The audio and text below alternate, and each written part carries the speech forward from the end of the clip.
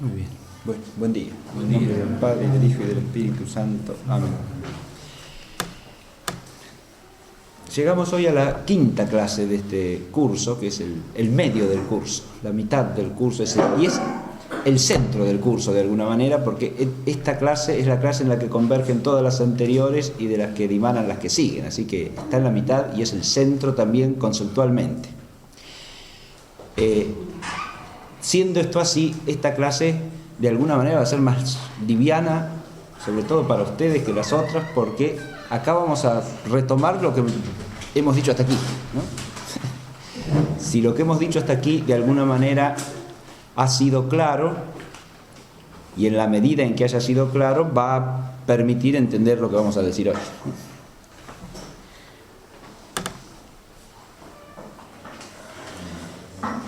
El tema es fe y liturgia. Y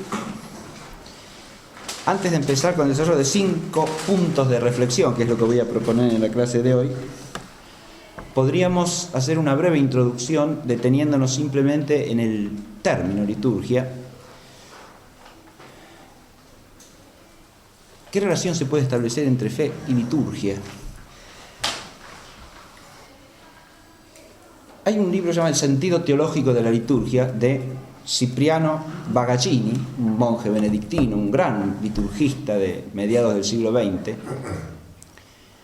que participó también como asesor en el Concilio Vaticano II. Él tiene un capítulo que se llama Fe y Liturgia, y lo que enfoca allí es el tema de en qué medida los textos que aparecen en la liturgia son objeto de fe o no, y desemboca en el problema de la relación de la liturgia como lugar teológico, es decir, como lugar al que acude la teología para encontrar argumentos de fe, ¿no? Según el principio de la ley del orar establezca la ley del creer. Él matiza mucho esa cuestión, la presenta muy bien, pero la relación entre fe y liturgia no se puede reducir a eso. Es decir, la relación entre fe y liturgia es mucho más profunda, y podríamos empezar enmarcando nuestra clase al decir que la fe cristiana la podríamos definir de alguna manera como la fe litúrgica. Es decir, la relación entre fe y liturgia es esencial y está en la constitución misma y en la esencia misma de la fe. La palabra liturgia es una palabra griega que, si la pasamos al latín, la podríamos traducir por actio u opus populi, es decir, es la obra o acción del pueblo. Eso significa liturgia. Y el cristianismo asumió ese término para referirse a la obra del pueblo de Dios. Claro, la palabra pueblo toma en la tradición cristiana el sentido bíblico del pueblo de Dios. La liturgia es la obra del pueblo de Dios. Es la obra del pueblo de Dios por excelencia, claro, sin más, por antonomasia.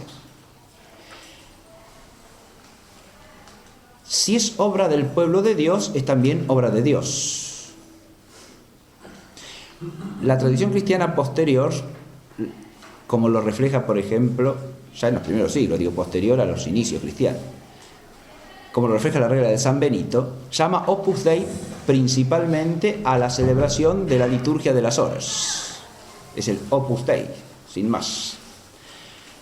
Claro, porque es una celebración de alabanza divina, es una celebración litúrgica, es la celebración del pueblo de Dios, pero claro, lo que se ora, lo que se canta es básicamente la palabra de Dios, entonces es obra de Dios.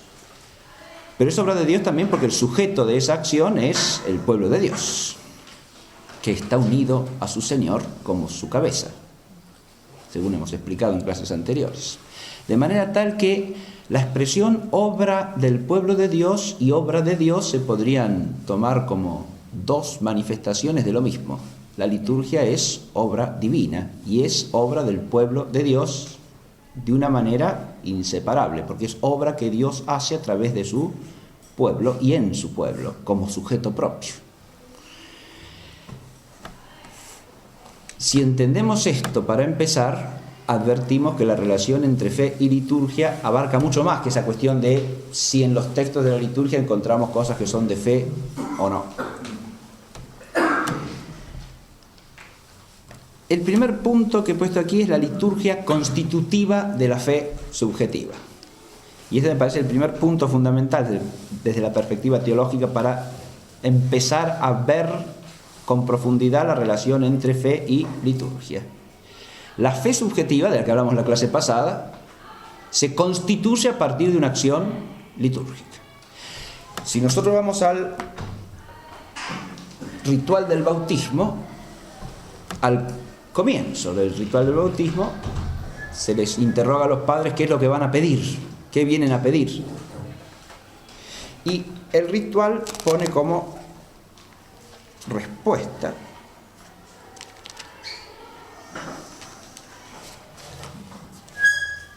¿qué pedís a la Iglesia de Dios para fulano? Y la respuesta es el bautismo, o la fe, o la gracia de Cristo, o la entrada en la Iglesia, o la vida eterna. Son todas respuestas alternativas que se entienden básicamente entonces en sentido, si no sinonímico, por lo menos sustancialmente coincidente. Y las dos primeras respuestas que pone el ritual son el bautismo y la fe. Esta segunda es la que nos interesa destacar. Vienen a pedir la fe. ¿Cómo es esto? Si viene a pedir el bautismo, no tiene ya la fe. El que pide el bautismo no tiene la fe. Eso ya lo hemos aclarado. La fe inicial, prebautismal, no es el hábito santificante de la fe que viene de la gracia. No es eso. Es una fe inicial que predispone al adulto, ¿no?, a pedir el bautismo, o sea, pedir la fe, que es la fe de la Iglesia. Esa fe de la Iglesia es la que aparece luego en el rito del bautismo. Ya en el rito sacramental del bautismo, cuando se hace la renuncia al demonio y a sus obras, y luego la profesión de fe, y se termina con esta es la fe de la Iglesia, la fe que nos gloriamos de profesar. Ahí aparece la fe que es de la Iglesia, esa que se ha venido a pedir para ese que va a ser bautizado en un momento. Los ritos de carácter postbautismal, o sea, los que esclarecen el bautismo ya realizado, también hacen alusión a la fe de manera fundamental. Primero que nada, el rito del cirio pascual. Ahí la alusión a la fe, podríamos decir, es implícita en una realidad mucho más completa, porque el bautizado ahí aparece como luz en Cristo, como partícipe de la luz de la vida eterna que es Cristo mismo. Ahora bien, la luz en toda la tradición hace alusión, como decíamos en la clase anterior, a la relación con la inteligencia y la vida entera a partir de la inteligencia que queda iluminada. Y la luz de la gracia en la inteligencia es la fe. Esa fe que es interiormente creída y exteriormente profesada. Y el ser luz del cristiano implica las dos cosas. La luz que está en el interior y la luz que se difunde hacia el exterior. La vestidura blanca, que es el primer rito bautismal propiamente dicho, la vestidura blanca, ¿no?, también implica esa vida nueva del bautizado, ¿no?, que ha sido sepultado en la Pascua de Cristo para vivir con Él, con una vida nueva y eterna. Y esa vida nueva y eterna es una vida de fe. Pero quizá el rito que está más estrechamente vinculado a la fe de modo directo es el del éfeta, es decir, el rito de la apertura de los oídos para poder oír, como dice la oración, la palabra de Dios con fe, como lo que es, y para poder recibir la palabra de Dios en la fe. Ese rito está directamente vinculado a la fe, de modo que el bautismo aparece relacionado con la fe a lo largo de todo el rito, desde el comienzo hasta el final. Lo que hay que advertir primariamente entonces es que a través de ese misterio del bautismo somos hechos partícipes de la fe de la Iglesia, y por eso la liturgia es constitutiva, a través de la liturgia sacramental del bautismo, es constitutiva de la fe subjetiva. La fe en cada quien existe realmente a partir de una acción litúrgica, de una acción de la Iglesia, de un opus populi Dei, ¿no? De una liturgia, de una obra del pueblo de Dios, que es ese reunirse el pueblo en asamblea para comunicarle a otro esa fe de la que la Iglesia es sujeto, para que otro sea integrado en la participación del don de la fe. Yo puse como complemento de esta primera verdad fundamental de la relación entre fe y liturgia, ahí en el B, un título que voy a desarrollar muy brevemente, ¿no? Y es el olvido de este sentido que podríamos llamar litúrgico de la constitución de la fe en las concepciones que tienden a abolir el misterio. Porque claro, esta concepción del carácter constitucionalmente litúrgico de la fe subjetiva resulta extraño a cualquier mentalidad individualista, subjetivista, que ponga el eje de la visión de las cosas en lo que brota de cada quien, ¿no? En el pensamiento propio y en la voluntad propia de cada individuo humano. Se lo haga esto por la vía que se lo haga. Se lo puede hacer desde una perspectiva racionalista y gnóstica, como los antiguos gnósticos. Se lo puede hacer desde una perspectiva subjetivista e individualista, como la mentalidad más reciente, ¿no? Que privilegia lo individual, no digamos lo personal, sino lo individual sobre lo individual y subjetivo sobre lo comunitario y objetivo, y sobre todo sobre lo sobrenatural. Cuando se cae en el naturalismo, esta idea de que la fe subjetiva es constituida a partir de un misterio sacramental desaparece por completo. Más aún, quedan cerrados los oídos para entender algo acerca de eso, ¿no? Si uno no visualiza que acá lo que se realiza es un misterio en Cristo, a través del pueblo que le está unido porque es su cuerpo. Entonces la fe es un don de la gracia de Cristo a través de la acción litúrgica. Muy bien. Ahora bien, esto, lejos de agotar, es nada más que el punto de inicio de la relación entre la fe y la liturgia. El segundo punto de reflexión que he puesto ahí es la liturgia y el sujeto de la fe. En esto desemboca directamente el primer punto. Si la fe que viene a pedir el que quiere ser bautizado es la fe de la Iglesia, el sujeto primario de la fe es la Iglesia. Muy bien. Pero la Iglesia, que es sujeto de la fe, es también el sujeto de la liturgia. Es decir, la segunda relación la podemos descubrir a partir de aquí. El sujeto de la liturgia y el sujeto de la fe son el mismo sujeto. Es cierto, hay una fe subjetiva de cada quien, perfecto, pero esa es participación de la fe de la Iglesia, de modo que el sujeto propiamente dicho de la fe no somos cada uno individualmente y por separado, sino la Iglesia, de la que somos miembros vivos, y somos sujeto de fe en la medida en que somos miembros vivos del sujeto real total, que es la Iglesia. Esto se puede vincular de manera directa con el hecho de que no es solo el bautismo lo que está vinculado con la fe en la liturgia de la Iglesia, sino toda la vida sacramental. La vida sacramental es una vida que presupone la fe y al mismo tiempo alimenta y planifica la fe. Los misterios que llamamos sacramentos solamente son accesibles a partir de la fe. La liturgia de la Iglesia sabiamente une siempre en todo rito sacramental la liturgia de la palabra y la liturgia propiamente dicha del sacramento. ¿Por qué eso? Aun cuando en algunos sacramentos eso tienda a reducirse o a ser breve, como en el sacramento de la penitencia, pero sin embargo hay en el ritual una predisposición al rito por la iluminación del Espíritu a través de la palabra de Dios, es decir, una previa vivificación de la fe.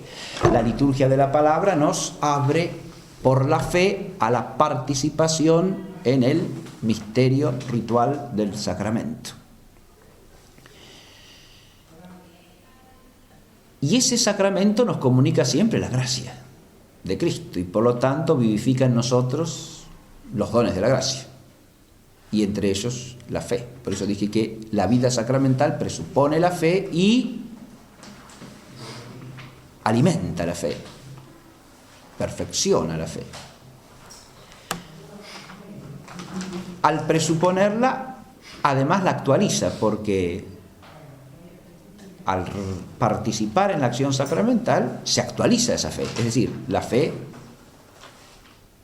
se hace acto. Ese hábito de fe se hace acto en la medida en que nosotros decimos sí al misterio sacramental al participar de él. Es lo que expresa el amén, nuestra manifestación de fe ante la participación en el rito sacramental, en el rito del sacramento. Ahora, este carácter de sujeto de toda la vida sacramental y de sujeto de la liturgia, y al mismo tiempo de sujeto de la fe de la Iglesia, se hace visible, como pusimos en el punto segundo, en la misa crismal. En la misa crismal tenemos cómo se reúne visiblemente la Iglesia diocesana, ¿no? Como signo y realidad concreta de la Iglesia misma. En torno al obispo se reúne su presbiterio y el pueblo santo de Dios para celebrar la única liturgia de la diócesis, ¿no? La única. Acá retomamos aquel texto de San Ignacio de Antioquía que leímos en una de nuestras primeras clases, recuerdan, que decía que la Iglesia está presente cuando el pueblo se reúne en torno a su obispo para celebrar la liturgia, para celebrar la Eucaristía. Ahí está la Iglesia visible, real, concreta, y al mismo tiempo invisible, porque es el misterio de la Iglesia lo que se realiza allí, de la Iglesia entera. Porque al reunirse esa asamblea concreta de la Iglesia diocesana, se reúne esa Iglesia que está en la tierra con la Iglesia que está en el cielo también, ¿no? De eso vamos a hablar más tarde, pero la iglesia es la Iglesia entera la que se congrega allí. En esa Iglesia particular está la Iglesia universal, pero al mismo tiempo está la Iglesia de la tierra y la Iglesia de los cielos. Esa reunión de la Iglesia es al mismo tiempo en ese rito manifestada como la fuente de toda la vida sacramental de la Iglesia, ¿no? Porque allí se consagran el óleo de los catecúmenos, el óleo de los enfermos y el santo crisma, que van a ser distribuidos en ese mismo acto de celebración litúrgica entre todos los párrocos y responsables de capillas, para que eso fluya a toda la diócesis como instrumentos de la acción sacramental. Lo que quiero destacar acá es que allí se hace visible ese carácter de sujeto total o integral de la liturgia que tiene la Iglesia a partir de la celebración del misterio eucarístico, y cómo de ese misterio eucarístico de la Pascua de Cristo brota la totalidad de los sacramentos de la Iglesia, de la vida sacramental. Eso es lo que está expresado allí. Ahora, el sujeto real de esa acción es la Iglesia, que es al mismo tiempo el sujeto de fe que se actualiza y que se presupone en toda acción sacramental. Si no hay Iglesia, no hay sacramentos. Ahora podemos decir más completo eso. Si no hay Iglesia creyente, no hay sacramentos. Es decir, si no hay Iglesia sujeto de fe, no hay sacramentos. Y si no hay sacramentos, no hay comunicación de la fe de la Iglesia.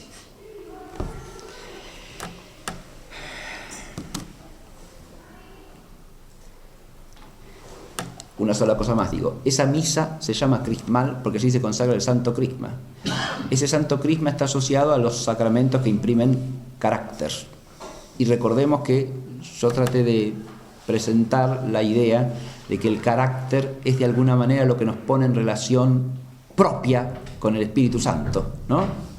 Y el influjo del Espíritu Santo en la Iglesia de manera personal, es decir, no por apropiación ya, sino por relación y presencia personal del Espíritu en la Iglesia. Ahí tendríamos el vínculo más profundo, digamos, de toda la vida de la Iglesia y del ser de los cristianos con el Espíritu Santo, de donde dimana toda la vida de la gracia y en ella la vida de la fe. Muy bien. El tercer punto que podemos vincular a esta relación entre la Iglesia como sujeto de la liturgia y sujeto de la fe al mismo tiempo es la imagen de la Iglesia como esposa de Cristo.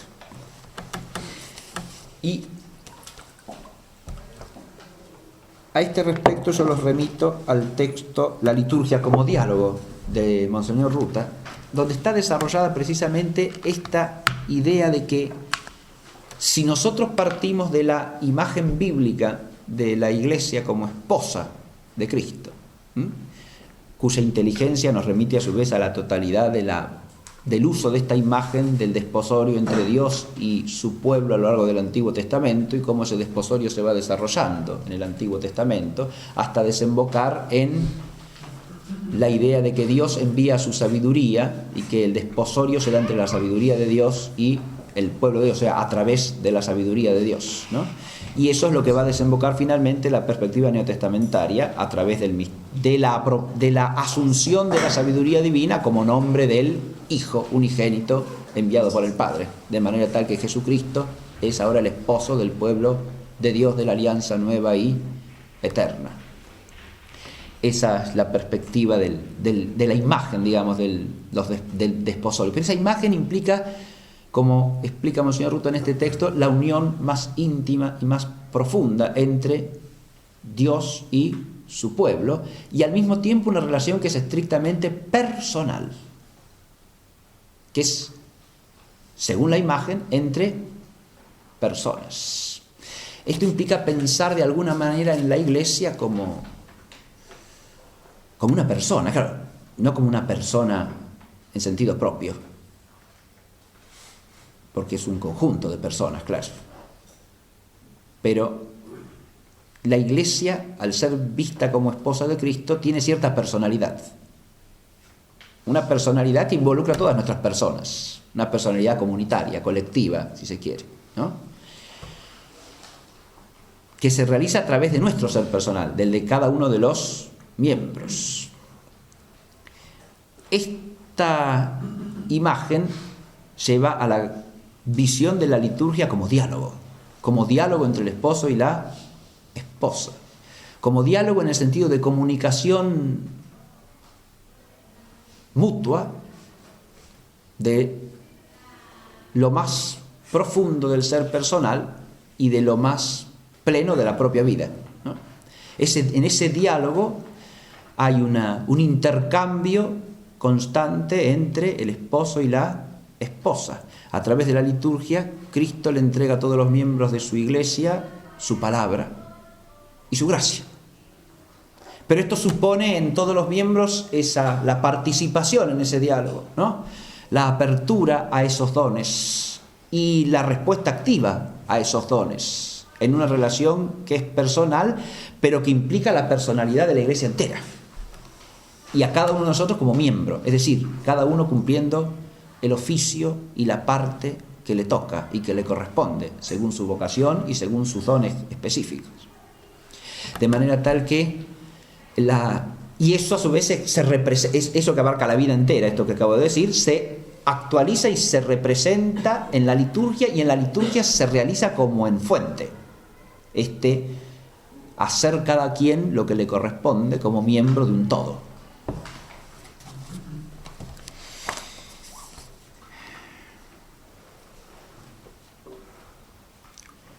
Voy a leer un fragmentito del texto y seguimos.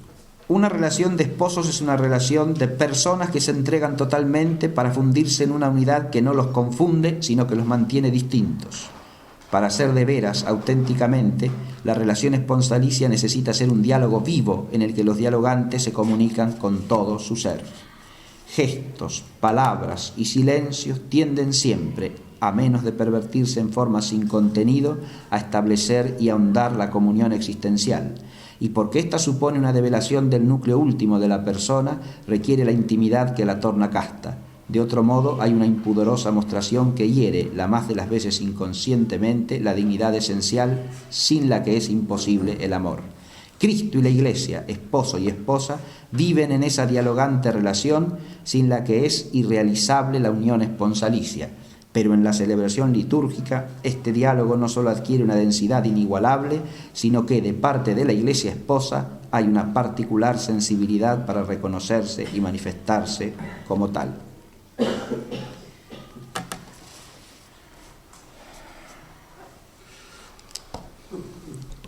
A partir de aquí, de esta otra, tenemos entonces, fíjense, primero la imagen que nos provee la liturgia de la misa crismal, luego esta imagen de la iglesia esposa de Cristo.